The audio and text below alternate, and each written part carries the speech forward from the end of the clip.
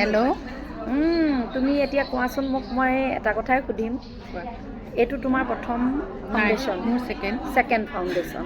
গতিকে এই ছেকেণ্ড ফাউণ্ডেশ্যনটোত তোমাৰ ফাৰ্ষ্টটোতকৈ ছেকেণ্ডটোৰ অনুভৱটো কেনেকুৱা লাগিছে বাৰু? বহুত মেজিক লাগিব আৰু ভাবিছোঁ এতিয়া যোৱাবাৰতকৈ বেছি মেজিক হ'ব। বহুত মেজিক হ'ব, বহুত পচিবল, মানে এভৰিথিং ইজ পচিবল। হয়। আৰু জীৱনটো আচলতে কি বিচাৰি থকা হৈছে, সেই প্ৰস্পেৰিটিখিনি এতিয়া আমি মানে পোৱালৈ আগবাঢ়ি আছোঁ। পোৱালৈ আগবাঢ়ি আছোঁ, আমি ৰিচিভ কৰি গৈ থাকিব লাগে এতিয়া। গতিকে ছেকেণ্ড ক্লাছ ভালকৈ ক্লাছবোৰ দিয়া, ধুনীয়াকৈ ছেশ্যনবোৰ দিয়া। তোমাৰ ঘৰ ক'ত আছিলে? তেজপুৰ ঠেলামৰাৰ।